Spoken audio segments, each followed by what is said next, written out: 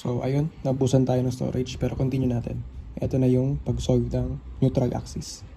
So, pag nag-solve ng neutral axis, ang gagamitin lang natin is summation of moment about the neutral axis.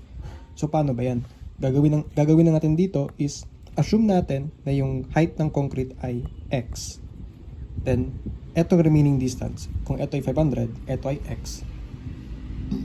Siyempre, ito ay 500 minus x. So, yun ang distances natin. Ito yung height. Ito yung centroid to inertia na distance. So, solve natin. Summation of moment about neutral axis is equal to 0. So, para sa concrete, yung gagawin na natin dito is area times yung distance. So, yung area ng concrete ay base times height. Diba? Yung base natin is 400. Yung height natin is x. 400 times x. Then, yung kanyang distance papunta sa neutral axis ay x over 2. Diba? Ito lang yan. Yan ang x over 2.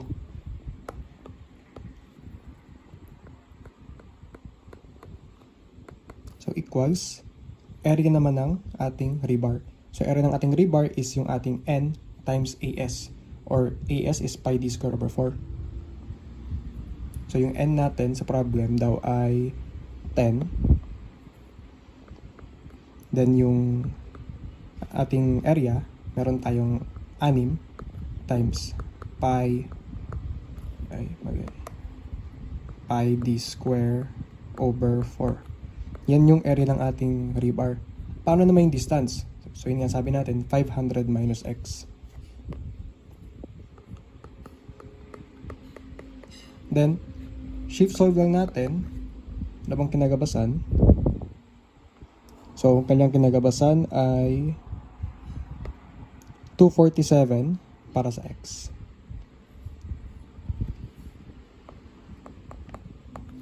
So, etong 500 minus x naman,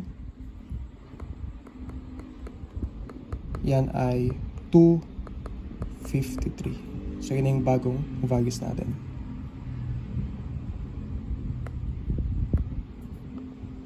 So, ito ay equal sa 247. Meanwhile,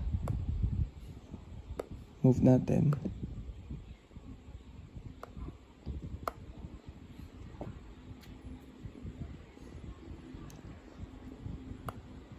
Ito naman ay 253 millimeters. So, okay na yung distances natin. Nahanap na rin natin yung neutral axis. So, step 3 naman natin. Step 2. Step 1 kasi natin yung effective depth. So, step 2 naman natin is hanapin natin yung ating inertia. So, by the way, ito na rin yung ating gagamiting distances mamaya. So, mamaya na lang.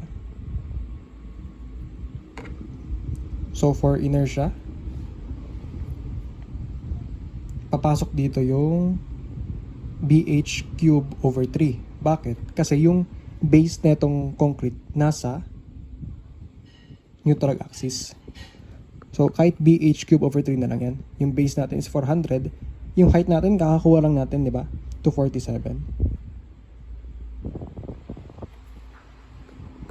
400 times 247 cube over 3 plus, so di natin kailangan ng ADY square kasi nga nasa base yung ating neutral axis. Then para naman dito, di ko na-discuss, pero hindi na kailangan ng BH cube over 12 or kung ano man. Diretso tayo sa transfer formula niya, which is ADY square. AD square. So area niya is simply ito. 10 times 6 pi d square over 4. Yan yung area. Then yung distance niya from neutral axis, yan yung D natin. Diba? Kasi ang transfer formula is inertia plus AD square. So, ito lang yung gagamitin natin pagdating sa rebar. So, yung D natin is eto, 253. So, yun yung purpose ng paggawa natin itong parts ng ng effective depth. So, ang kanyang value, check natin, yan ay 5 billion, ayun na lang, 5.1 times 10 raised to 369.